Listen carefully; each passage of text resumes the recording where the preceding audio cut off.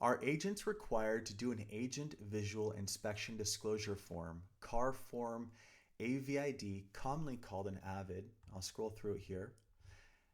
I'm sure you're familiar with it. Now, this came up recently because one of my agents who has a listing and was doing disclosures was talking to an attorney and brought up this form, and our brokerage doesn't require it, but the attorney said that this form is required by law, and it's actually one of the first forms this attorney looks for when a dispute arises. So my agent contacted me and asked me, is this true? Is this form required by law? And I said, no, it's not. And I'll explain why I think the attorney is wrong. And let's go through this together. So we have the AVID form, which is pretty comprehensive. It has all these spaces for entry, living room, dining room, kitchen, other room. Now, here is the detail that I think the attorney wasn't making the distinction of that is required by law. Now, a visual inspection is required. The AVID form, that's a different conversation. This form is created by the California Association of Realtors for the benefit and use of realtors. Now, the reason that my brokerage doesn't require this form is because if you jump over to a transfer disclosure statement, we're looking at a TDS here, we're looking at page 3 of 3, and there's a section here, Agent's Inspection Disclosure. Now, this form, unlike that AVID form, is created by the state of California. This is a template that CAR used from the state, and you can find it by just searching online for a transfer disclosure statement in the state of California. And here there's a section for agents to note any material facts that they found during their visual inspection. Now, the reason why I don't require the AVID is because it's often overkill. Look at all this. What are you going to write here? Are there that many material facts that are affecting desirability? And I'm not talking about those AVIDs you see filled out where agents write, oh, there's a scratch on the wood floor in the kitchen. Oh, there's a crack in a tile in a bathroom. That is not worthy of a visual inspection disclosure. We're talking about material facts, and I'll give you a better definition. You can see the legal text itself and be the judge yourself in terms of which form you want to fill out. But in terms of meeting the legal requirement that agents have, this is usually sufficient. Now, often there are no material facts that need to be disclosed by an agent. So the agent can go over here and check this box, agent notes no items for disclosure, sign, and be done with it. If an agent does a visual inspection and there are no material facts that need to be disclosed, go ahead and check this box. Now, if there are some, check this box and write them in here, and you're done. What if there are several? What if there are many? Well, you can check this box and you can do an AVID form.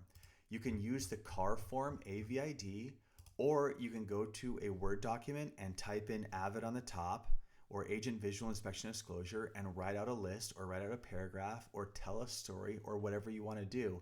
But basically, this checkbox is saying that there's more content than what's going to fit here, and to please refer to this separate exhibit with all this text on it. That's what this is. This is your inspection disclosure right here. Now, the attorney saying that the AVID, I think the attorney is just combining two different things because, again, this AVID form is not legally required. Doing an inspection is what's required. Now, let's look at the exact code itself, okay? This is the exact civil code that is what obligates you as real estate professionals to do a visual inspection.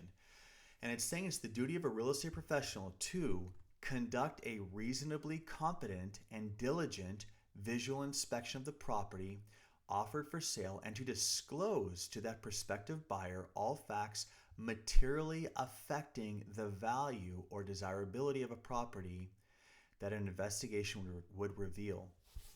Now, the takeaway here is, what fact did you visually observe that are affecting the value or desirability of the property? That is what needs to be disclosed, and those are serious. They're not cat scratches on a wood floor. It's not a crack next to a kitchen sink.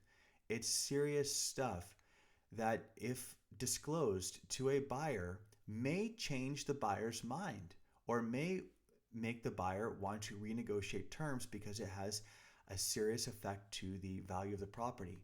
Major stuff. That's what we're talking about here. Major stuff. If you have a ton of major stuff, put it on the AVID form, but it's not legally required. Your legal requirement is to disclose it, and it'll fit just fine here on a TDS, and if it doesn't, type it out on whatever you want, including an AVID form. And I'll just say this as to wrap this up. I see these AVID forms, and I know some brokerages require it, and I get it. It's the broker erring on the side of caution. We do an advanced maneuver at my brokerage, and I leave it up to the agents. I say, listen, you're required to do a visual inspection. Show up at the property, walk through the property, and pay attention. Is there mold? Is there water damage? Do you notice something significant? Is there something that the neighbor's causing that's a serious problem that the buyer's not going to like, that's going to affect desirability or value? Note it here. If it doesn't fit, do an AVID or do a Word document. Do whatever you want.